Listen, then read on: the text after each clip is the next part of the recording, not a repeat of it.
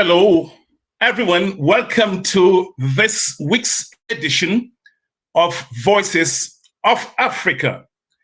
My name is Divine Chamukong, and I am anchoring this broadcast from the Washington, D.C. metropolitan area. This background. In case you are not from Cameroon, 6 years ago, many people from the northwest and southwest regions of the country took up arms against the central government. They believe that for 60 years, English-speaking Cameroonians have been both marginalized and ignored. President Biya, in a bid to resolve the problem and bring peace, convened what he called the Grand National Dialogue 3 years ago. And an offshoot of the Grand National Dialogue was the creation of a special status for English-speaking Cameroonians. And from there, we saw the birth of the regional councils for both the Northwest and Southwest regions. What is it for? What are those councils for? What were they set to accomplish? Would they resolve the problem why people took up arms in the first place? These questions and more as we invite today on the program Professor Fru Angwafo. Professor Angwafo is the president of the Northwest Regional Council. Ladies and gentlemen, join me now in welcoming the professor turned politician. Professor Angwafo, thank you for accepting our invitation on Chat Night Africa. The broadcast is Voices of Africa. We appreciate you accepting to come take our questions, but also questions from the audience, sir. Do you hear me? Thank you. I'm glad to have this conversation with you and your audience. Now, you understand why I invited you here. Do you have some opening remarks before I begin my questioning, sir? Yeah, I think that this is quite important that we have this conversation around what has been happening and the way forward. But to clarify things, the Northwest and the Southwest regions have regional assemblies, not regional councils. So that's an important distinction, and you will see why when we continue in the program. Thank you, sir. What is the difference between the president of a regional assembly and the government delegate to the geographical area?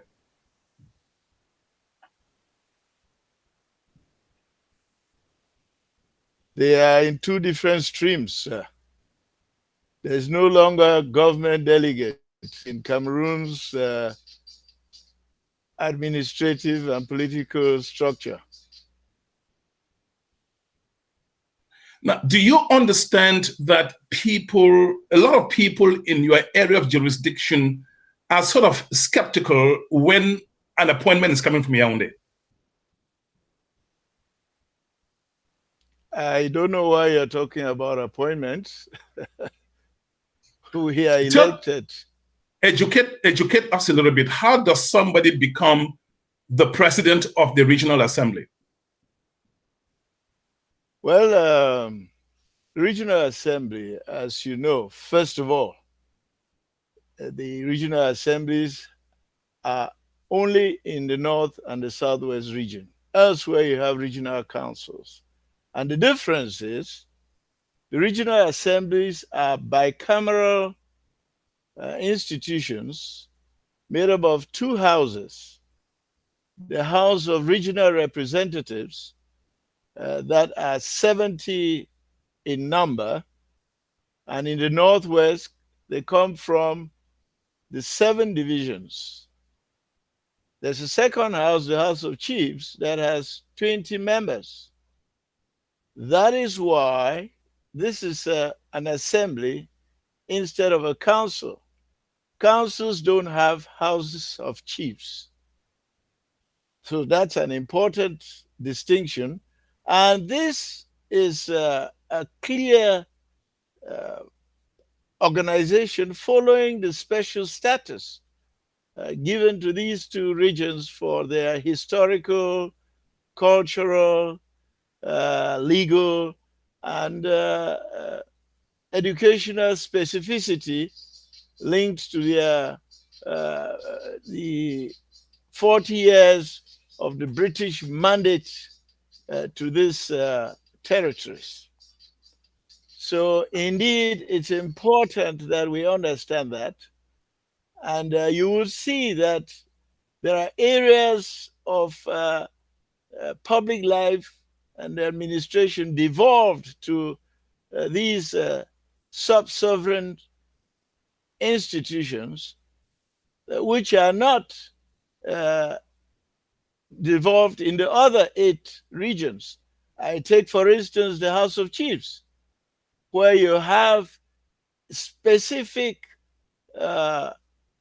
deliberations that they have to take or work on monuments, vestiges, heritage, the oral tradition, our national languages, and chieftaincy.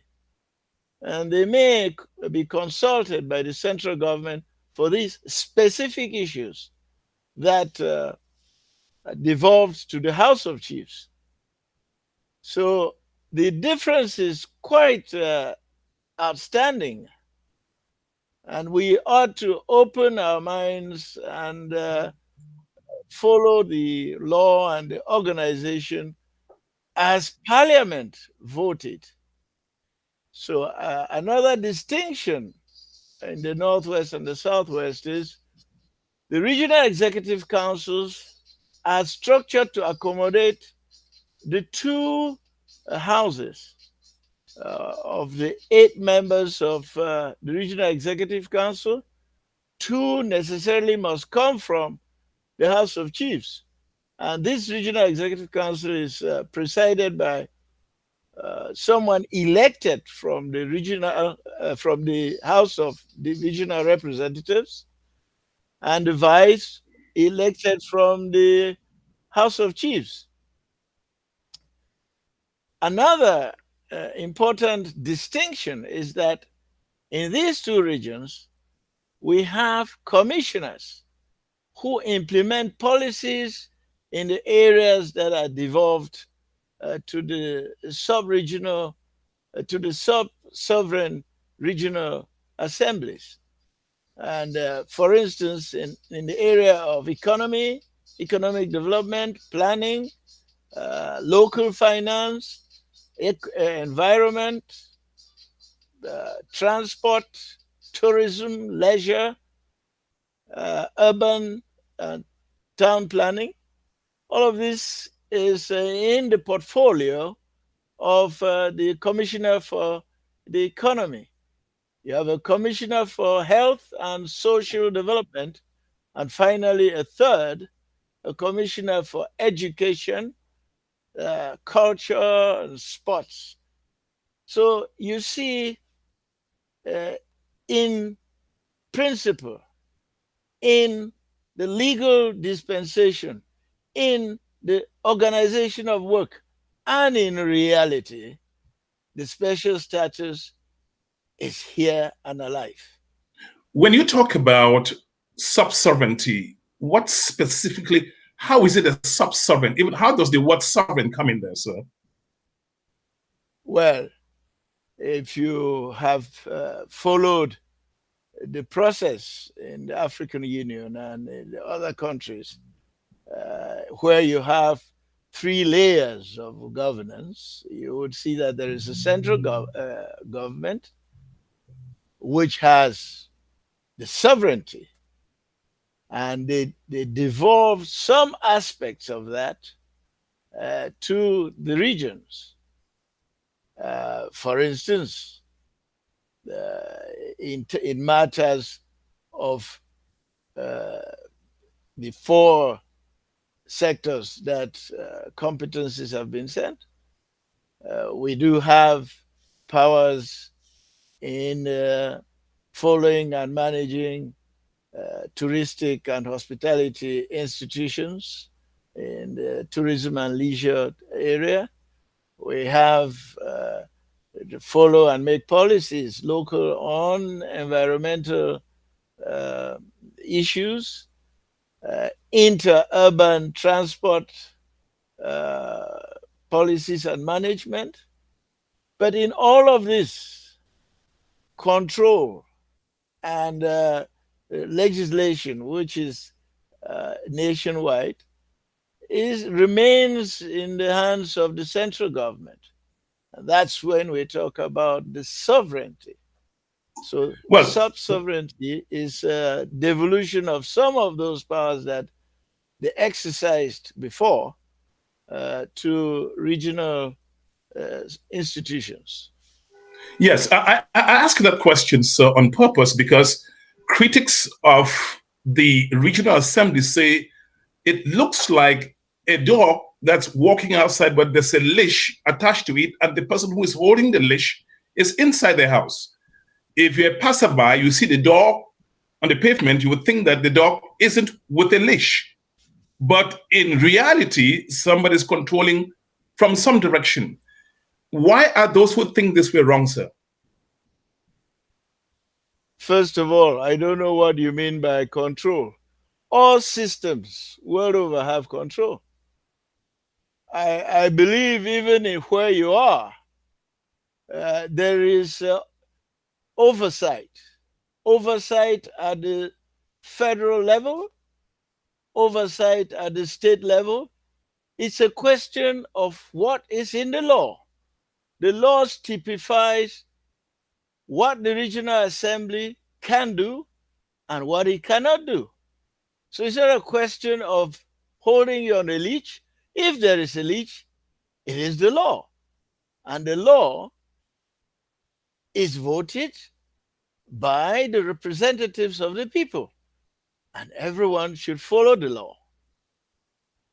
In any case, I do not subscribe to those who think that the regional assembly is on a leash. You took office, you were sworn in January 2021, if my recollection is correct, sir. If somebody drove into Bamenda, right, and I take Bamenda first, because that's where you are headquartered. If somebody drove into Bamenda, what palpable would they see that, yes, we have a reason we should thank Mr. Paul Biya for creating the special status and subsequently the regional assembly, sir? First of all, I want to assure you that the special status is a constitutional provision. Section 62, sub 2, the Constitution of 1996. So there is obviously an important act that was done, but this is constitutional. Again, following the founding law, the foundation law of the land. And what would you see when you come to Bamenda? Oh, it is obvious. I think the most outstanding structure on the road opposite where you used to work some time ago, CRTV, the brick edifice there is the regional assembly, which is there for you and all who want to find out more, learn out more, and see what it is all about. And in no far time from now, I'm sure the permanent site of the regional assembly will be in construction. I think that for the 20 odd months that we have been around, we have tried to prioritize a people-centered work program. It is true, people want to see evidence of fiscal development, edifices and all. Those will come. But our emergency is the people who have been affected by this unholy crisis. And that is why we have given a premium on social support for internally displaced persons, the orphans, and all. And we'll talk more about that. But I think if you look in the areas of the social support and services, secondary education, and all, we have done quite a bit. Thank goodness you're doing quite a bit. How do you get to deciding that it's project A or B that should be priority? Here's why I ask the question, sir. Before I made an appointment to talk with you, obviously I called people in Bamenda and other areas of the region to find out what their daily living looks like. And their major complaint is bad roads. They told me Sonak Street is impassable, Meta Quarters impossible. We're talking inside Bamenda. How is it that building an edifice becomes a people-centered project, sir, when people cannot get out of their houses, or they just think getting out of their house to even the market is a nightmare? Well, the problem of roads is indeed worrisome. That I reckon. But you will also agree with me that in the last few months, and not without the advocacy that all stakeholders of the region have made in different quarters, we have some glimmering hope, because the road from Babaju to Bamenda is having works being done so that we can reach the region. And I think this is work in progress. As they finish the work into Bamenda, you will see the works in Bamenda, the roads in Bamenda will take their turn. You must reckon that nationally, we do like other countries of the world, we are in a recession at this present time.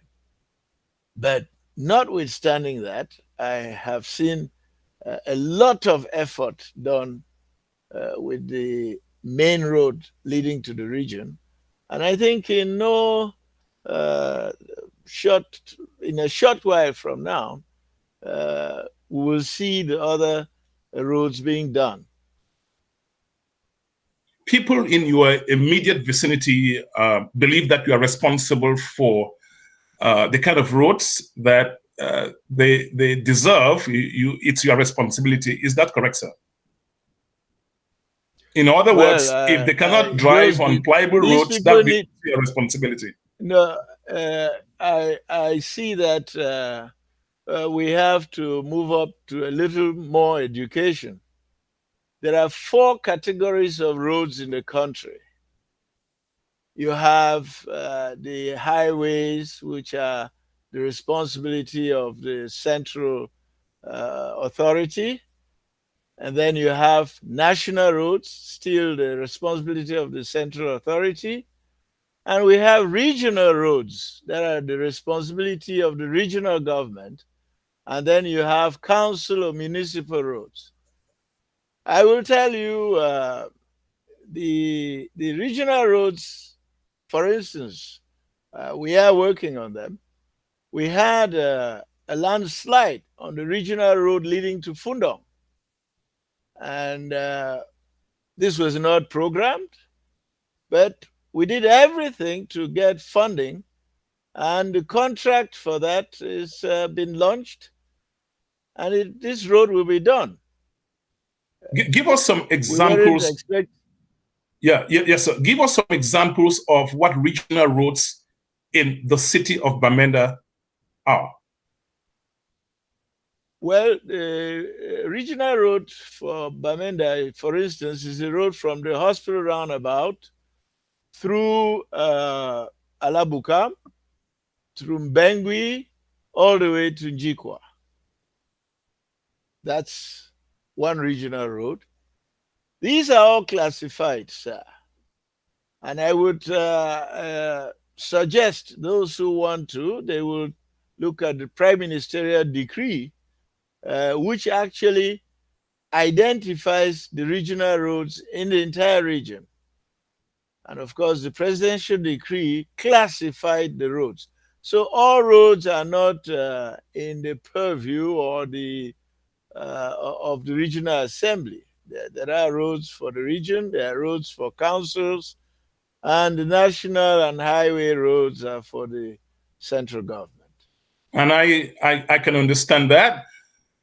Listeners, viewers, on the show this week is the president of the Northwest Regional Assembly, not council, as I initially said. Thank you for the correction. So people, when they hear sovereignty, as you said, using your words, they are believing that there are certain things which you really don't have to take permission from your own. Let me give you an example of the United States, since at some point you referenced it. In the United States, President Joe Biden, no matter what, cannot send troops into the state of Maryland or any other governor, any other state, unless expressly requested. So that's how people get to understand sovereignty. Now, let's extrapolate that to where you are and what you are doing in your office. If you had to take certain decisions that are in the interest of the people, would the governor of the Northwest region have a say? Can he say, no, please slow down? Not at all. You should read law number 024 of the 24th of December, 2019. It is very clear on that. There is a difference between a supervisory authority and an executive authority. That's exactly where the confusion is. Go further. Well, there's no confusion. If you want to be confused, well, that's your problem. But the law is very clear. First of all, the function of the representative of state is to check the legality and the administrative correctness of deliberations and actions that we freely undertake. That's the first thing. The second thing is his action can only be a posteriori. In other words, he is not expected to talk about the pertinence or the relevance of the action that is taken. His role is to see if there is legality and if it is administratively correct. That's all. And if for any reason he rejected a deliberation, we have recourse to the administrative court. And I tell you, for those who have read the law, the president of the regional assembly can go as far as the constitutional court of the Supreme Court. I hope you would read this law so that we move on. Let us be agents with open minds and agents for good. That's exactly why we thought you should come here, because the impression is that either people just outright, some people, it cannot be everybody, reject it, or they're just ignorant of it because they don't have the clarifications. And I really am grateful that you come here to throw light on this, sir. You wanted to add something? No, I just want to say we are doing everything, and that is why I accepted to come to your program. I appreciate that, inform and have people counter and check the law and see if what we are saying isn't in there. It is unfortunate that I don't want to call it prejudice or pride, but we need to humbly accept that as citizens of Cameroon, we must abide by the law of the land, which is voted by Parliament. And I must say something. You talked about the US system. I don't follow American law. I follow Cameroon law. So what that applies in America is for America. What applies for Cameroon is for Cameroon. And that's what sovereignty is, sir. I appreciate the clarification. So, for the record, under no circumstances can the Minister of Territorial Administration or the governor of the Northwest region can pull the levers and say, no, no, no, no, no, no. Sorry, you're not doing this until we approve it. Just to make sure we're clear on that, sir. That is not the way it works. Again, read the law. The law is very clear on that. We do what we have to do, and they look for the legality. If in any way they think that legally and administratively it will create a problem, then they reject it. And we will restudy it in the House. Now, if we realize that we made an error, well, we'll shelve it. But if we are strongly convinced that we are in our rights for this deliberation, or we have recourse to the administrative court. What is it that you need to do? Because reality is that you are operating in a volatile, restive area where people took up arms to fight against or to fight the central government. How do you get to doing your work in an atmosphere where you always have to look over your shoulder, sir? You are very right. It is a great sacrifice. But what about all those who are dead? They have, in this crisis, lost their lives. And there are those who have been affected. Someone has to do this. And you know, I have a special penchant for the social and those who are in some kind of trouble.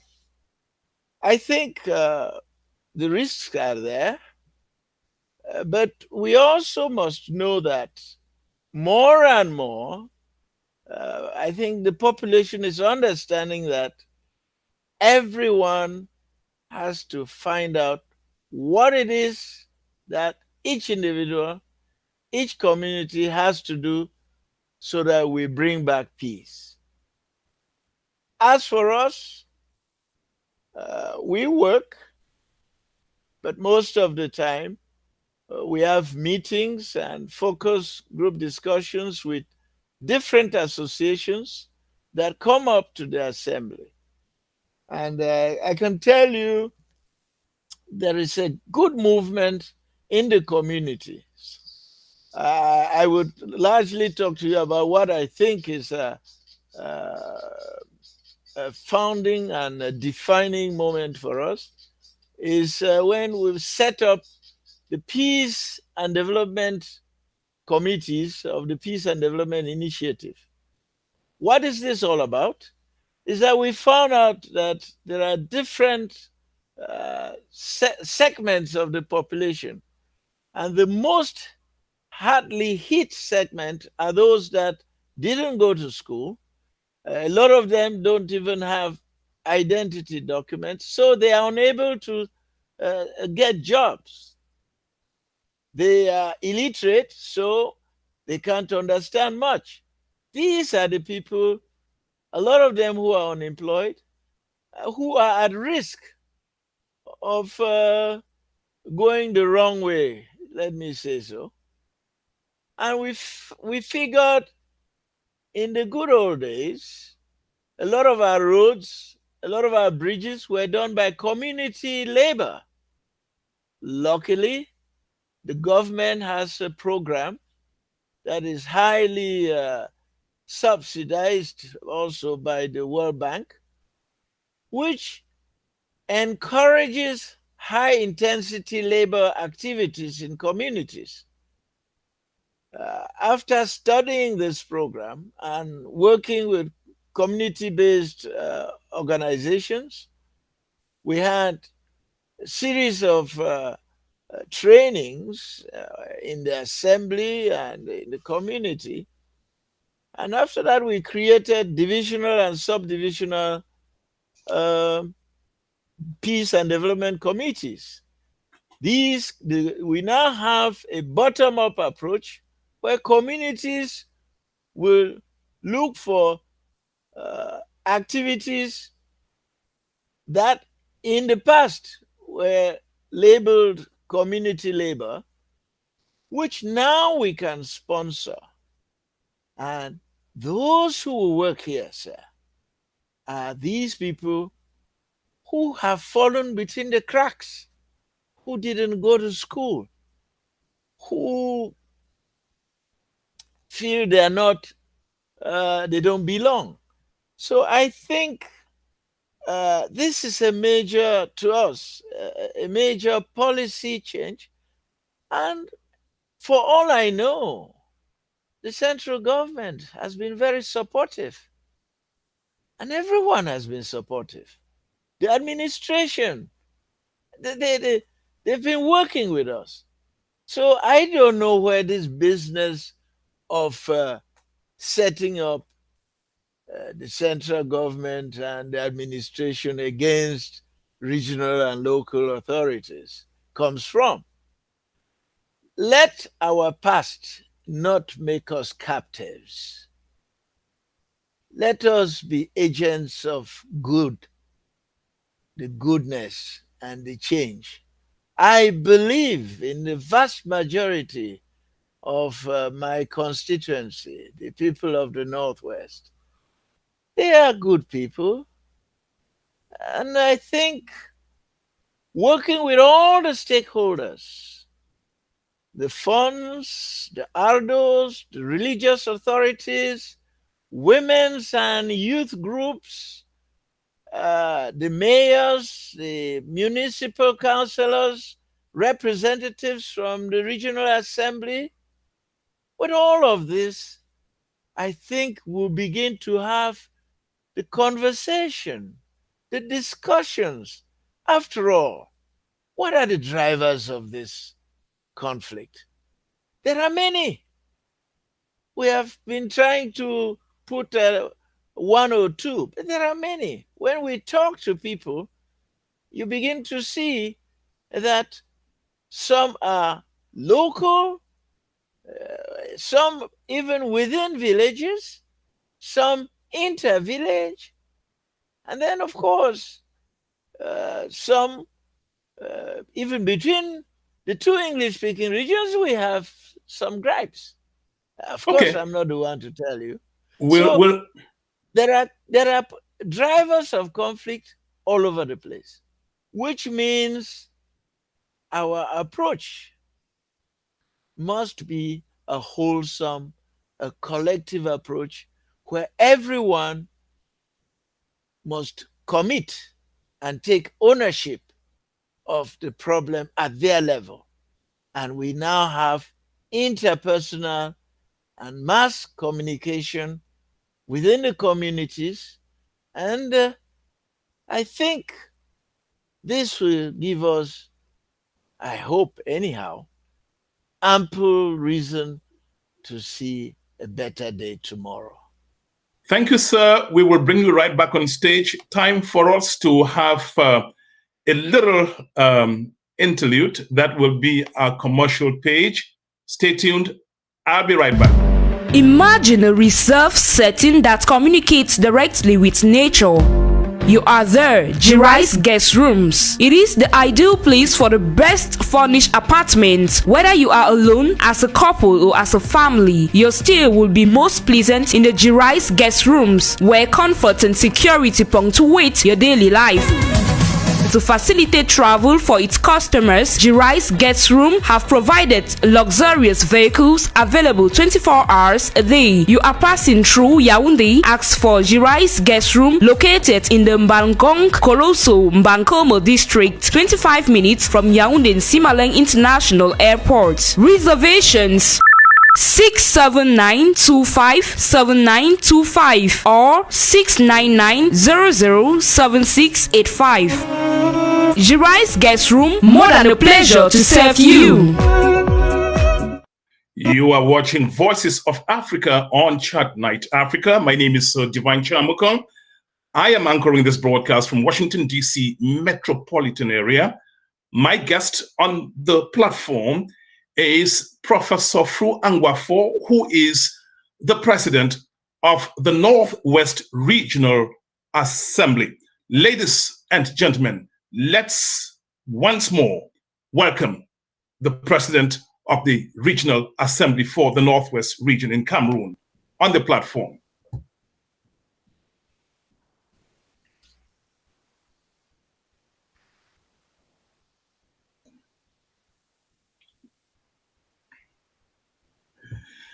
I have a text, and right now, if you want to ask Professor Fru Angwafo a question, if you're in the United States, you can dial the number 240-603-7367. 240-603-7367. You can also text your question. Before I get to the next question, here is what Valentine Day says. The reality, Professor, is that there are many laws that are not being implemented in Cameroon, not enough to state that it is the law. Has the governor countered any decisions taken by the Regional Assembly? That's a question from Mr. Valentine Day. Yes, that's a good question, and I have the statistics. We have passed 43 deliberations. Only 2 have been rejected, and for good cause. That is the work in motion. 43 deliberations to date. 41 have sailed through. Very good. I think his answer is quite clear there. The other text I have right now, you can send your questions by text. If you want to remain anonymous, that's fine. A text I just got here, sir, is that in a town where you cannot move freely, how do you then get to deciding what projects you execute? Not because you cannot meet people as frequently, as freely as you want. How do you get to deciding those projects, sir? First of all, one of the things we've done is we sourced out a contract for the regional development plan. And which means that we have a partner and in a partnership, and these people go down into the communities. It is true that some of us are the haunted, but it is not all people in the community that are haunted. So by delegation, we do have the right information. And remember, we are moving very fast in technology. Drones do a lot of work for us. We have partners that can, with a simple GPS and other cell phone technologies, estimate the quantity of garbage in any given position. And so I think we deplore the difficulties that the community as a whole are having in the movement of people and goods. But notwithstanding this unpleasant and situation that we hope will soon go away, we have means of gathering information. And if you look at the law is very clear. One of the reasons the regions and regional assemblies was created was precisely to bring balanced development, what we call spatial territorial distribution of development. So some of the actions we need to take don't really need going down. I give you an example. Almost all the banks are found only in Bamenda. For us to now reach the rural communities and the other areas, we had to work with the credit union umbrella structures. We didn't need to go down to do that. That information is available for whoever wants to have it. And that's what we are doing with them. Another thing is... Okay, sir. Yes. Now, go ahead. We have hospitals basically in two major towns. You have Shisong and basically Kumbo and Bamenda. Therefore, that's why when we had a partner, Smile Train, which is, as you know, it's an American NGO, we dedicated one of our partner hospitals with Smile Train is in Bingo. Because of the parts of Menchum and Donga Mantum needed that type of service, we will be creating an operating room for congenital defects in Kambe and another one in Ginicom. And the regional hospital here will serve the divisions, the Mesam divisions, Momo, and parts of Menchum. So that is already a major thrust in our policy of redistributing services and bringing them closer to the communities. I have a text here from a viewer from Bamenda. She says, what mechanisms have you put in place to get feedback from the population? She goes further to say, Divine, I have to be honest, the president is sometimes behave like a bully that you don't want to receive people, and I cannot independently check this. I'm just giving the text as they are. So how frequently do you receive people? Number two, what mechanisms have you put in place to be able to at least get feedback from the people you serve? Well, we have counselors in every subdivision. The decentralization did not come to stay in Bamenda.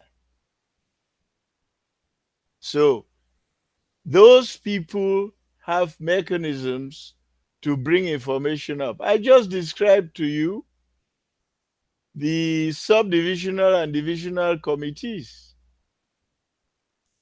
In these committees, you have regional representatives, and I think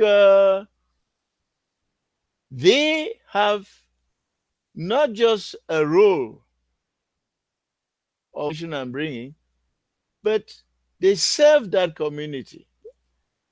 And the advantage there is that we are elected.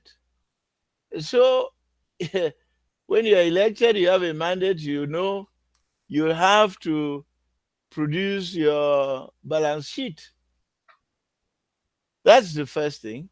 The second thing is we have communication channels. If you look at the social media, the Regional Assembly has a Facebook page, Twitter, Instagram. So it's mind-boggling to imagine that with all these channels, people cannot express themselves. And to go further, the first quarterly, the Northwesterner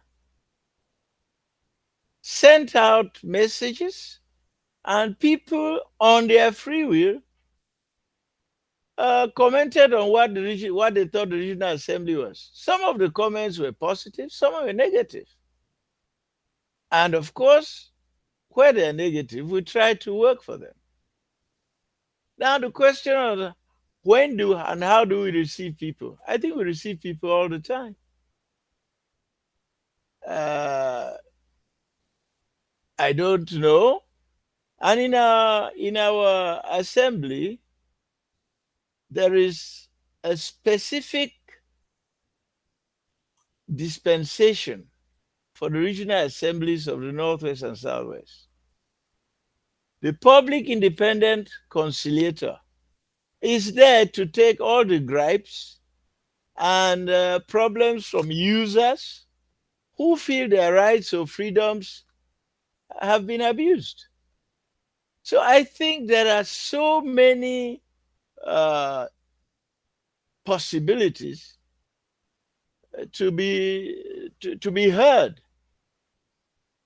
Thank you, sir. And I feel that what is important is for people to understand, get the information, and we have ample avenues for people to communicate, notwithstanding the limitations to movement of persons and goods.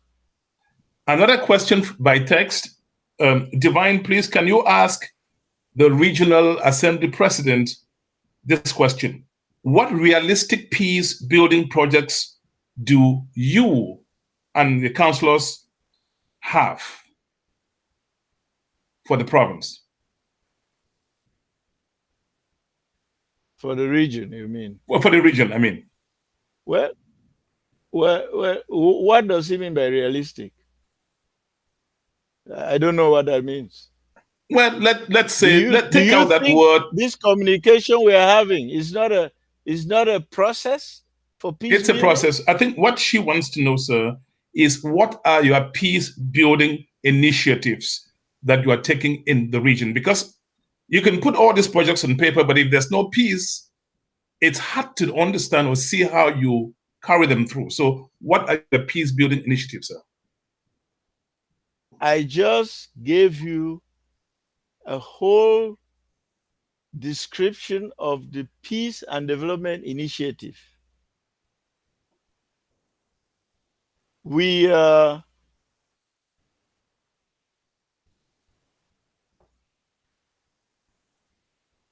I'm we listening. are expecting, of course, that more and more people will engage. But we have been engaging. First of all, we've engaged community-based organizations that have been going down in the community and doing a lot of focus group discussions, meeting with different groups in all the 7 divisions.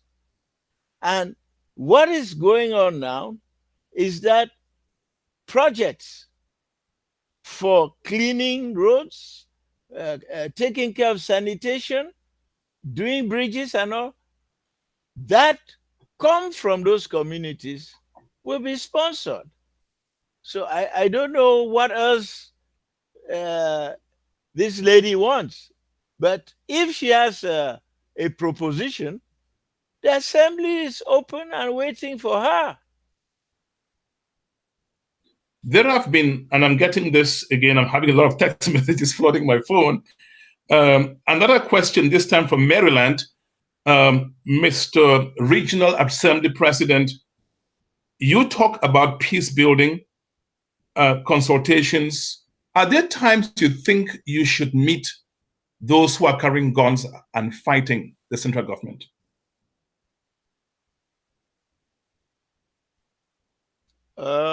There is a time for everything under the sun. But I can tell you, I'm not going to go to a guy who is carrying guns, who is ready to kill me and brag that he has killed me.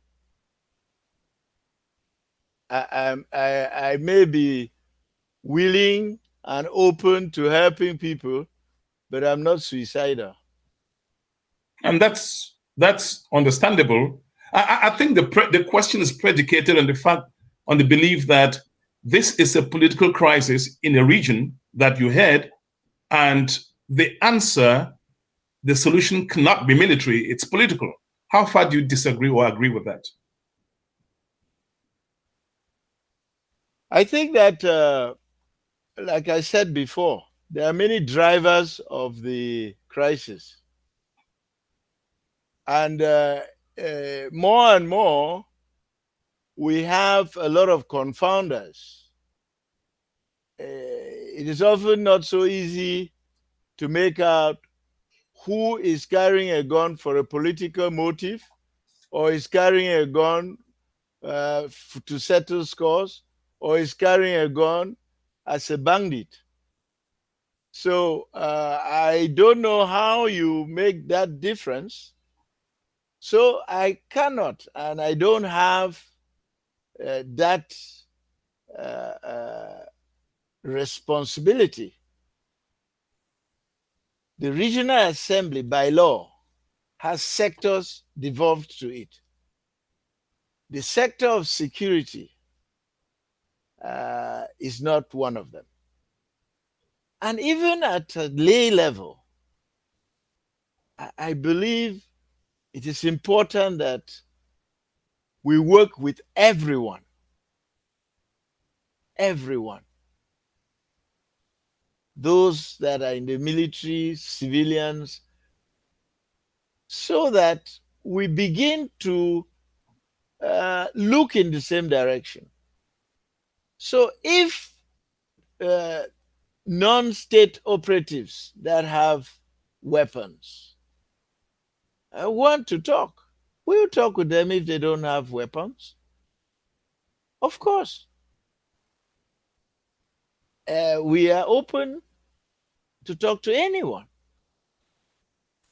It's nice to know that you're open to talk to anyone. The other question that I have here has to do, the text says, Mr. Regional Assembly President, how do you feel being the president of the Northwest Regional Assembly when you see videos in social media circulating showing how the military, supposed to be a professional force, is mistreating innocent civilians, burning homes in your area of coverage, in your jurisdictional area? This question is coming from California. Yes, the burning of homes, the killing of civilians or military people, the loss of any life is to be deplored. And I think, as I say, I want to widen and get a critical mass of agents of good. To do that, we must shed prejudices.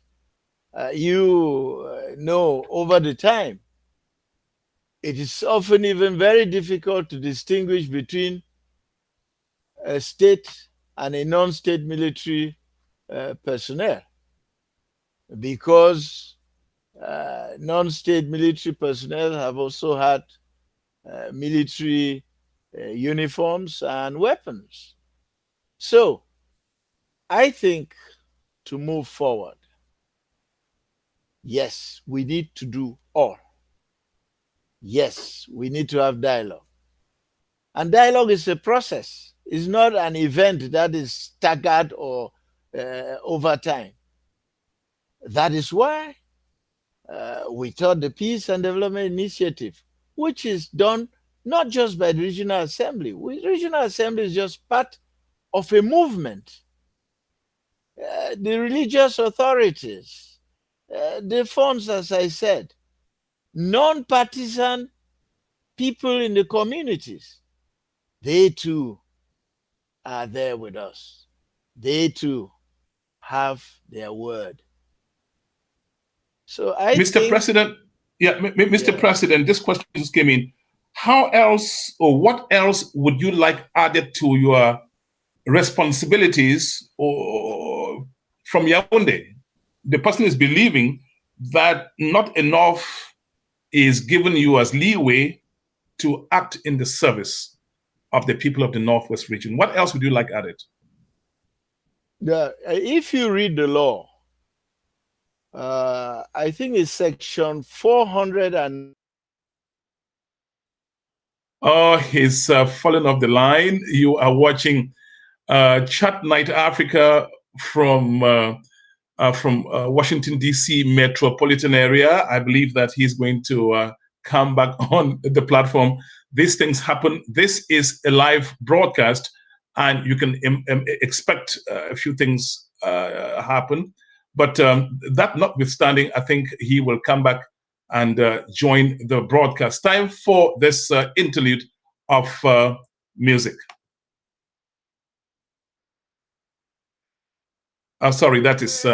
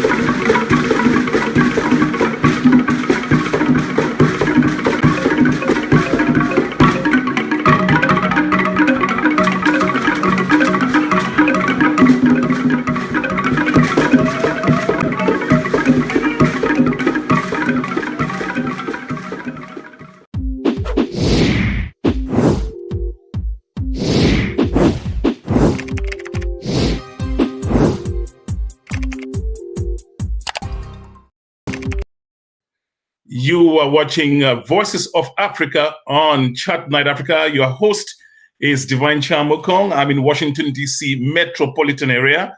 My guest on the show this week is Professor Fru Angwafo, who is the president of the Northwest Regional Assembly.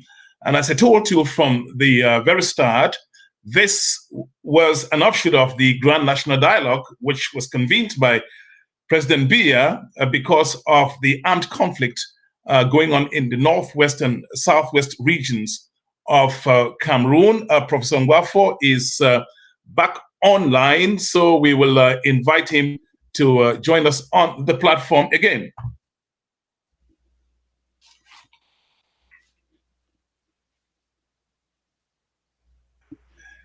Thank you, Professor Ngwafo. We lost you momentarily, but I'm glad that you came back. Are you hearing me, sir? I'm glad to be back. Okay. I'm glad to be back. Beautiful, beautiful, sir.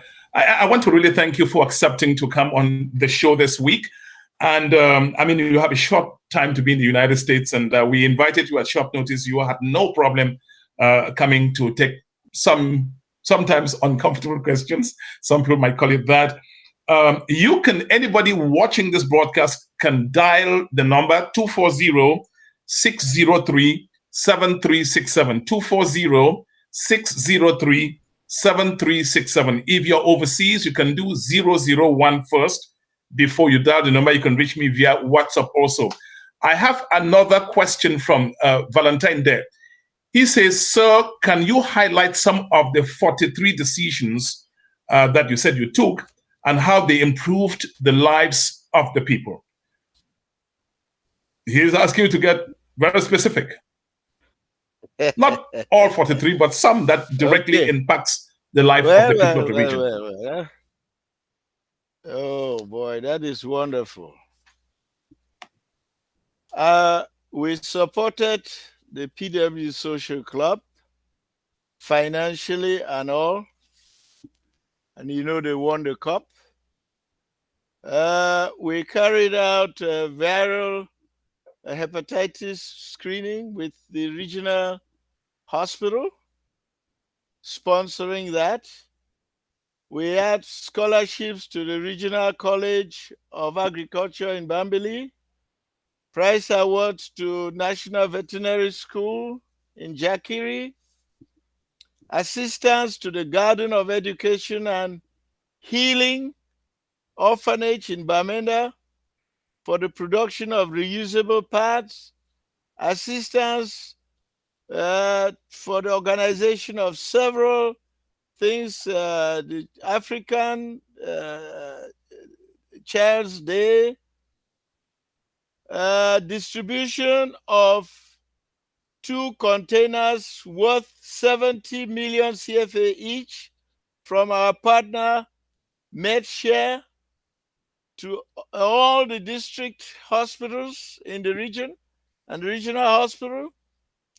Assistance for the education sector would be we distributed 200 desks, 200 more will be distributed.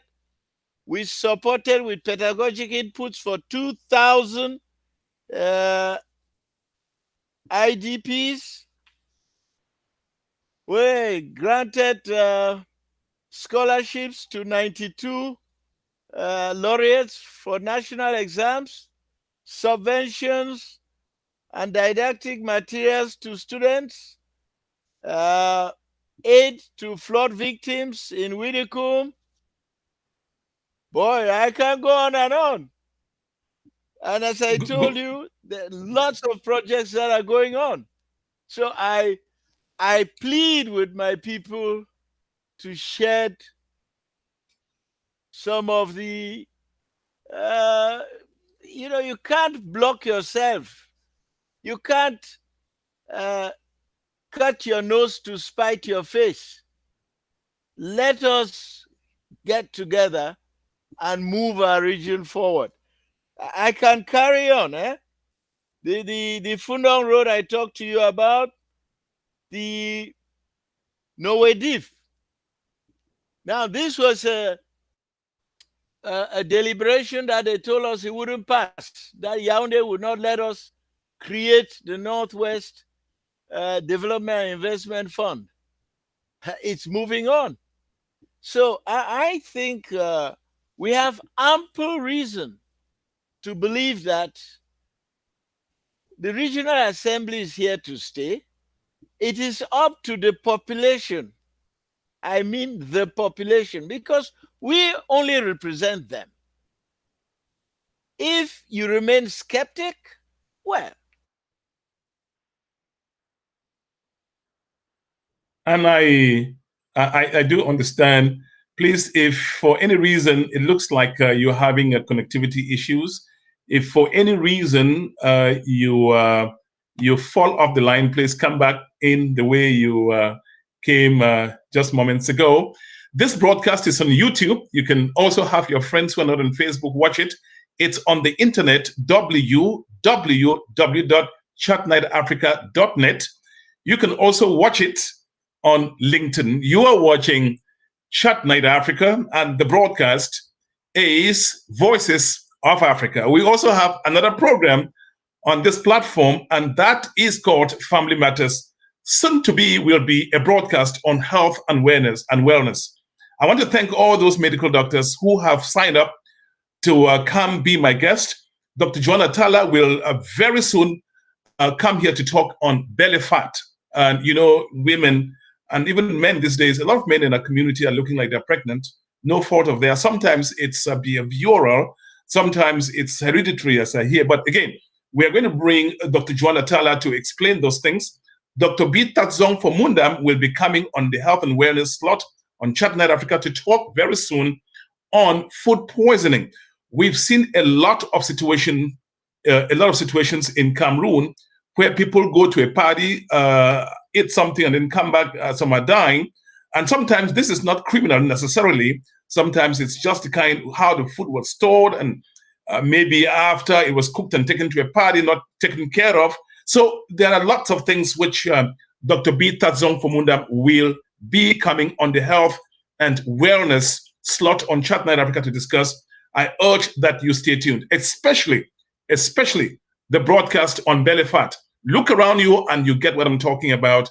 Women sometimes are using belt to strap around their belly to the back, or some are dieting, some are doing exercises, some go for surgery and all those things. So we will be discussing belly fat and the problems of it. I mean, sometimes this thing can lead to fatal outcomes. So that's why we pick those topics based on what we are hearing, the feedback that we're getting from the population.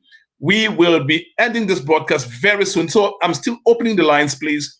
240-603-7367. Let me repeat, 240-603-7367. And you can ask, you can challenge, question the regional president assembly for the Northwest. Please don't let him go and then you call me and say, Divine, you should have asked this question. Democracy in action. The telephone line is open. You have a question for him, or you can text it.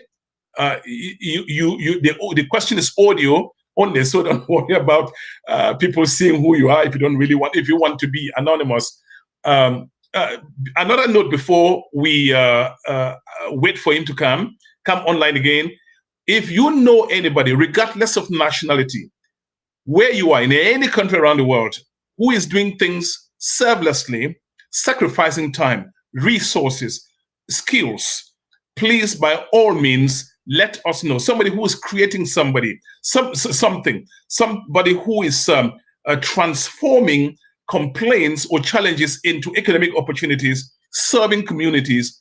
Let us know. These are the people that we want on this platform. That's the quality of programming that we want here. That's the content quality that we want here. We will take a little commercial break, hoping that our guest returns before we wrap up. Please stay tuned. 699-007685. Jirai's Guest Room, more than a pleasure to serve you. Whether you are alone, as a couple, or as a family, your stay will be most pleasant in the Jirai's Guest Rooms, where comfort and security punctuate your daily life. To facilitate travel for its customers, Jirai's Guest Room have provided luxurious vehicles available 24 hours a day. You are passing through Yaoundé, ask for Jirai's Guest Room, located in the Mbangong Koloso Mbankomo district, 25 minutes from Yaoundé Simaleng International Airport. Reservations 679-257925 or 699-007685. I also like to inform everyone that recently we acquired a mobile broadcast equipment, state of the art. Whatever you are doing, wherever you are, we can come there. Chat Night Africa can come there and broadcast to many platforms concurrently. All right, so we can come to your occasion. It's a graduation ceremony, it's a wedding ceremony, whatever social occasion you want us to beam around the planet. We now have that capability on Chat Night Africa to get it done. I want to thank all the people who are contributing by way of finances so that the platform looks as pristine as it is. Many of you contribute, but would rather stay anonymous. So let's see if Professor Fru Angwafo comes on. We still have a barrage of questions for him. Unfortunately, it looks like connectivity is becoming a problem for him where he is. He's visiting in the United States, and I gave him an invitation basically 2 days ago, and he had no problem responding positively. I urge you to share this broadcast so that you may still have questions about the region or even your skepticism, but it should not be based on ignorance because you did not know something was happening. So let's see if he comes back. If he doesn't, we will wrap up this broadcast, and hopefully when he's visiting the United States, we will bring him back. Make sure that you check what's happening on our website, www.chatnightafrica.net. This broadcast is going on.